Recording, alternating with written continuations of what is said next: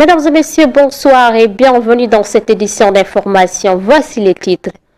Eau et assainissement, la région de Kaolack abrite le lancement des journées de concertation sur l'accessibilité de l'eau partout et pour tous.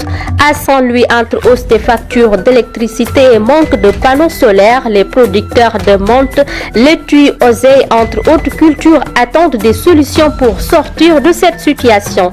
La flambée des prix du café tout bas impacte l'activité des vendeurs à Pikine qui peinent à réaliser le moindre bénéfice.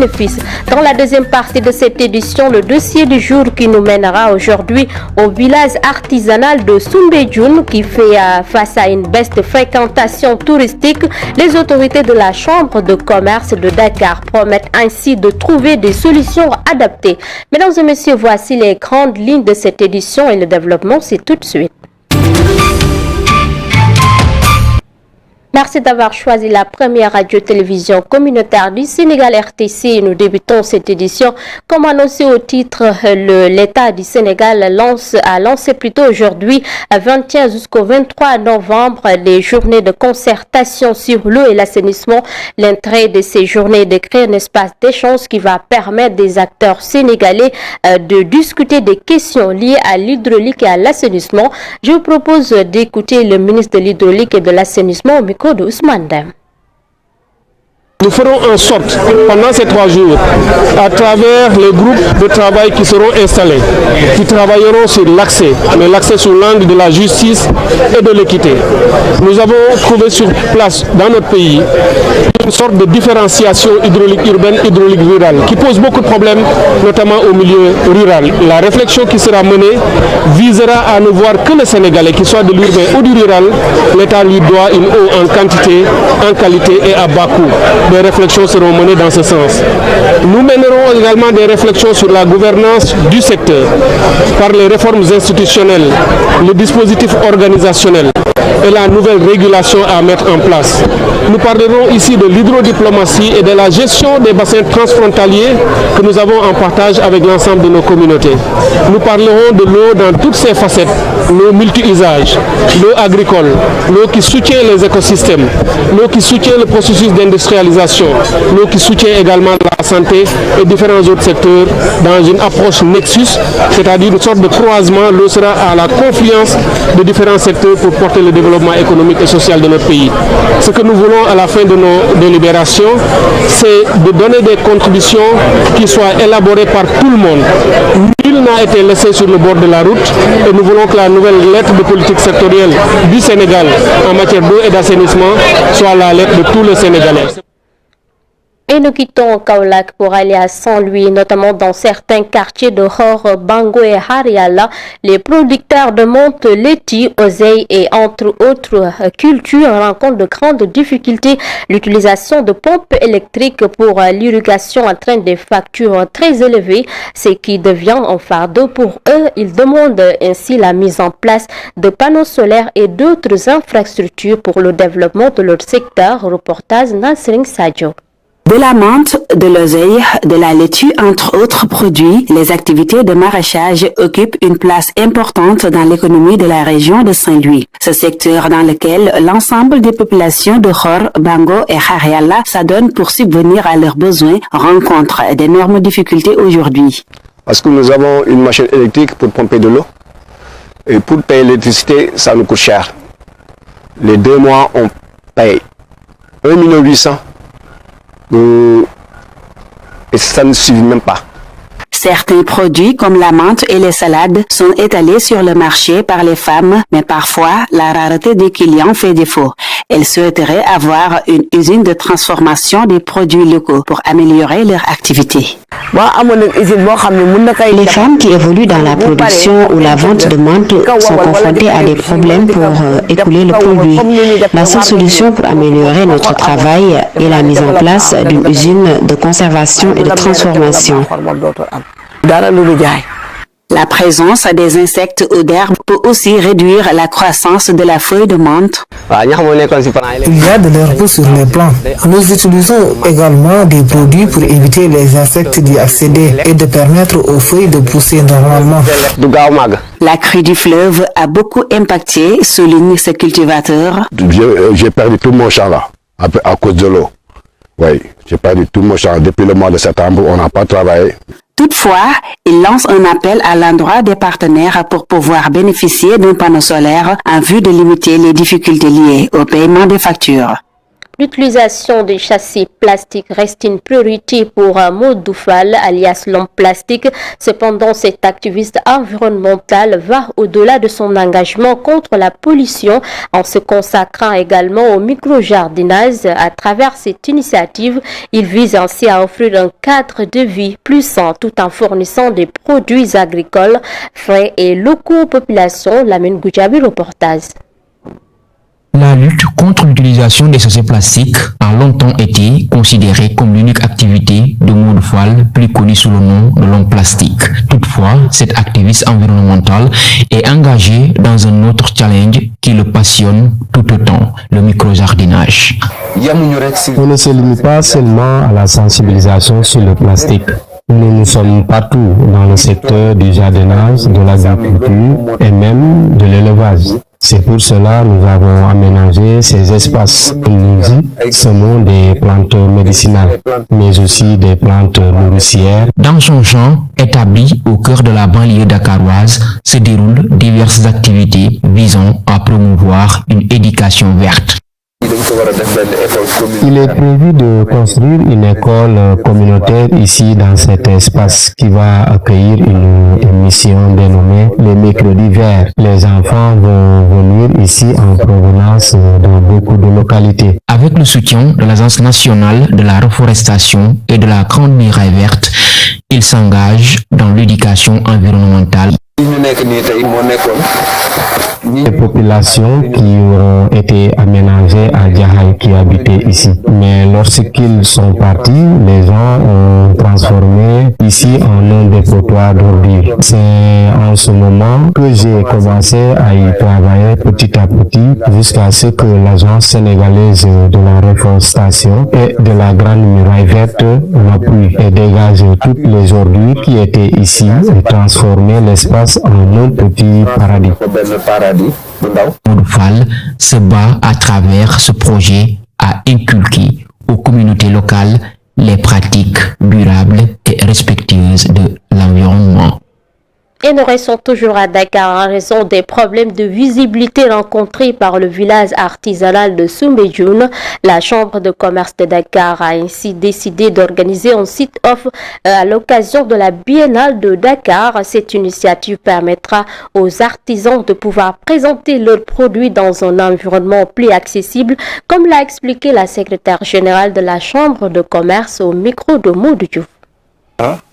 Pour le manque de visibilité, vous savez, ce qui a plus amené cette situation, c'est la construction du tunnel qui fait que le parking a été trop réduit. Maintenant, il y a beaucoup de difficultés pour que les camions viennent stationner au niveau du village. L'autre chose aussi, c'est le manque d'innovation des produits artisanaux qui sont exposés au niveau du village, puisque les artisans doivent au moins chaque 10 ans peut-être innover au niveau de leurs produits pour que ceux qui avaient acheté des produits il y a 10 ans puissent revenir acheter d'autres produits qui sont beaucoup plus améliorés par rapport à la qualité, mais aussi par rapport à l'aspect innovation. Bien sûr, dans ce cadre même, on est en train de travailler avec Revax. C'est un réseau qui englobe plusieurs pays, qui organise chaque année la Biennale de Dakar. D'ailleurs, le site officiel a été au niveau de Grand Théâtre de Dakar. Maintenant, on travaille avec les organisateurs pour avoir un site off ici au niveau du village artisanal de Soumbédioune. Donc tout ça renforce la visibilité. C'était plutôt le secrétaire général de la Chambre de commerce de Dakar. Et nous parlons de l'éducation à présent. Au lycée moderne de Rufisque, la cantine scolaire représente bien plus qu'un simple repas. À travers ce micro-trottoir, certains enseignants, élèves et membres de l'administration magnifient grandement cette initiative. Selon eux, cela joue un rôle essentiel dans la réussite scolaire et le bien-être des enfants. Cependant, ils appellent à un soutien financier accru de l'État du Sénégal afin d'élargir l'accès aux repas scolaires et de bien permettre à tous les apprenants de bénéficier des avantages des cantines scolaires. Micro-trottoir signé Mahmoud Tafé. Cantine scolaire c'est une très bonne chose parce que les élèves ils mangent, ils font tout, donc ils ne sont pas stressés toute la journée parce qu'un élève qui ne mange pas, donc il finit stress et faiblesse en même temps. Mais s'ils mangent, là ils sont productifs. Presque toutes les classes descendent à 17h. Si les élèves ont faim, ils doivent sortir au moins 250 ou bien 350 pour avoir quelque chose à manger. Est-ce que vous avez mangé? Il fait un faim noir, donc ça vraiment, au jour de cantine, ça ne se pose pas. Nous avons des élèves que je n'ai jamais vus, mais qui sont tombés en classe parce qu'ils n'ont pas mangé, soit le censeur leur donne, ou bien le proviseur, ou bien on les amène. On ne peut pas peut-être aller bien subventionner tout, parce que l'éducation ça coûte cher. Maintenant, à travers les partenaires, on demande vraiment à l'État de les impliquer davantage, de multiplier ces cantines-là, parce que ça fait partie des intrants pédagogiques. Et parlons santé à présent. Le docteur Yorombo Irzantiste à l'hôpital d'Al-Djam de Guédiawaye explique le fonctionnement du service d'urgence, un secteur essentiel nécessitant une organisation rigoureuse. Cependant, il souligne les difficultés majeures rencontrées, notamment le manque d'espace en raison de l'afflux important des patients, ce qui affecte directement la qualité de la prise en charge. Je vous propose de l'écouter. ñun suñu service bi daanaka ñu bindoo dafa am bunt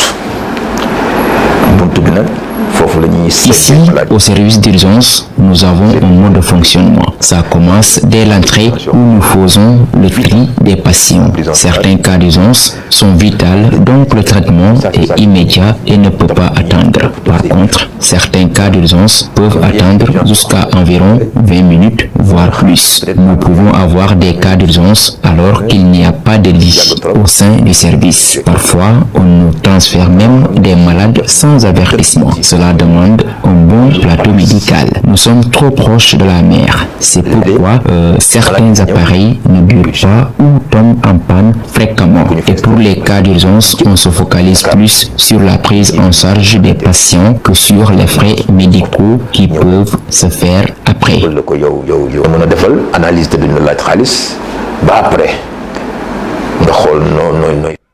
Et parlons tout à fait autre chose, la hausse du prix du café Touba suscite l'indignation des vendeurs de Pikine confrontés à une vie chère. Ils peinent à réaliser le moindre bénéfice. Désorientés face à cette situation, ces revendeurs espèrent une baisse du prix de la matière première indispensable à leur petit commerce. Reportage en affaires. En quelques mois, le prix du kilogramme de café Touba a presque doublé, passant de 3 000 à 6 000 francs. Une hausse qui préoccupe les vendeurs de cette boisson très prisée. Franchement, cette hausse nous intrigue. Pendant le Magal, le café Touba était vendu à 6 000 francs le kilogramme, alors qu'auparavant, il ne coûtait que 3 000 francs, ou bien même en dessous de cette somme. Depuis la Korité, le kilogramme est maintenu à 5 000 francs CFA. Cette augmentation impacte fortement sur le goût du café. Tous les produits ont connu une hausse prépondérante dans ce pays, sauf l'allumette qui coûte toujours 25 francs. Avec les 4 sachets de 125, je pouvais faire du bon café bien concentré qui donnait envie Et dire qu'auparavant, le café se vendait même à 25 francs la tasse. Avant, on vendait la tasse à 25 ou 50 francs. Maintenant, on vend la tasse de 25 à 50 francs et celui de 50 50 à 100 francs. Un malheur ne venant jamais seul, il explique le calvaire des vendeurs à propos du prix du paquet de tasses. J'achetais les 5 kg à 12 000 francs. Maintenant, ça a plafonné jusqu'à 22 000. Le prix des tasses aussi a influencé sur l'augmentation. Ça, il faut le dire. Les tasses des numéros 3, 4 et 2, c'est les numéros 4 qu'on vendait à 50 francs. Avec la hausse, on a voulu alléger les consommateurs avec les numéros 3 qu'ils achetaient à 50 francs. Mais le prix du paquet a été augmenté. Le café Touba reste très prisé par les Sénégalais malgré la hausse fulgurante du prix en un clin d'œil. Merci Anna Fly. C'est d'ailleurs cet élément qui boucle la première partie. À présent, la deuxième partie. Et nous parlons à présent du dossier du jour consacré aujourd'hui au village artisanal de Soumbédioune, situé sur la corniche ouest de Dakar, créé également en 1962. C'est un lieu de production, d'exposition et de vente des œuvres des artisans sénégalais inscrits au répertoire touristique du Sénégal. Il a connu son âge d'or, mais fait désormais face à une baisse de fréquentation touristique. Consciente de ces difficultés, les autorités de la Chambre de commerce de Dakar promettent de trouver des solutions adaptées. Dossier de Modou Diouf. Le quartier de la Médina, niché sur la corniche ouest de Dakar, abrite le village artisanal de Soumbédioune, autrefois un pilier du tourisme sénégalais. Ce site historique regroupe près de 2000 artisans, œuvrant dans des métiers variés. Ici, nous avons beaucoup de corps de métiers. Il y a la maroquinerie, bijouterie, couturière et autres. Dans ce cadre enchanteur, les visiteurs découvrent les étals colorés, garnis de tableaux, tam-tam, colliers en perles et tenues traditionnelles. Pourtant, les touristes restent les principaux clients, même si les artistes estiment que la diversité de leurs produits pourrait séduire les Sénégalais. Je reçois tout le monde, les Sénégalais, les Africains, parce que je vends des produits africains. Ouais, il y a un moment où voilà, la clientèle était présente, mais il y a des moments où c'est la basse saison, on peut pas, voilà, parce que les expats ils retournent chez eux pendant les vacances et tout, donc le mois de août-septembre en général c'est calme. Mais en ce moment, peut-être novembre, décembre, ça sera voilà, la réouverture de la saison. La rareté des matières premières essentielles pour la création représente un défi de plus en plus pressant pour ces artistes, selon leurs témoignages, qui soulignent les contraintes que cela engendre pour la production. Il y a la matière première, on n'a pas de matière première. Donc moi je peux faire un comptoir pour qu'on puisse acheter de l'argent et l'or. Parce que des fois tu as des commandes, tu n'arrives pas à avoir le fonds pour acheter de l'or, donc il faut une comptoir pour avoir des garanties pour faire ton travail. Parce que Le pourquoi ça fait mal est que nous n'avons pas de quota. Nous l'achetons dans les packs et si nous avons la possibilité d'aller le chercher dans la brousse, ça serait mieux.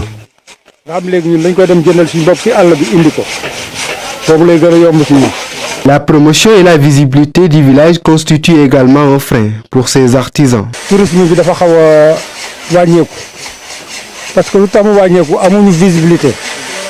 Le village n'a pas de visibilité, c'est pourquoi nous avons beaucoup de problèmes à valoriser nos produits. Et tout ce qui cause ce problème, c'est la construction du tunnel. Nos touristes n'ont plus de parking à garer leurs voitures.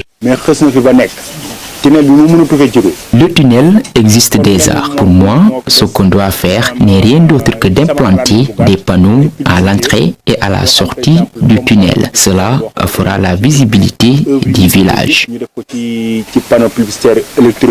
Ces derniers lancent un appel aux autorités pour obtenir davantage de soutien dans la valorisation de leurs produits. Je lance le message au président, pas au président, le ministre d'abord. Donc il n'a qu'à aider pour la visibilité, aider les artisans, la formation, tout. Parce que tu sais, il faut innover pour avancer. Parce que ce qu'on faisait en 1963, on ne peut pas faire ça en 2024. Donc tout a changé maintenant. Donc il faut former les artisans, les aider à améliorer leur travail. Nous avons des artisans très qualifiés ici. Il faut juste nous aider avec des moyens et de la formation. La Chambre de commerce de Dakar, gestionnaire principal du village, partage cette inquiétude. Son secrétaire général assure que les efforts supplémentaires seront déployés pour accompagner les artisans dans leurs activités. Donc sur ça, la Chambre de métier travaille avec ses partenaires. D'ailleurs, à chaque fois qu'on a des hôtes, on fait tout pour que ces invités puissent visiter le village artisanal de Soumbédioune. Donc ça renforce la visibilité. Donc à chaque fois que de besoin, nous travaillons avec les partenaires pour que la visibilité du village soit renforcée. Et sur ce sujet même, on avait travaillé avec le groupement interprofessionnel du village pour mettre en place des panneaux. Mais il y a les normes aussi qu'il faut respecter, puisqu'il y a une administration territoriale qui encadre la mise en place de panneaux publicitaires au niveau de la voie publique. Cependant, le secteur artisanal au Sénégal reste faiblement structuré et beaucoup de ses acteurs peinent à en vivre. Confrontés non seulement au manque d'intérêt de la population locale, mais aussi à la concurrence des produits importés, souvent de qualité inférieure. Merci Maud Diouf et mesdames et messieurs, c'est la fin de cette édition d'information. Merci de votre aimable attention. L'information continue également sur www.iracsenegal.sn. Excellente fin de soirée.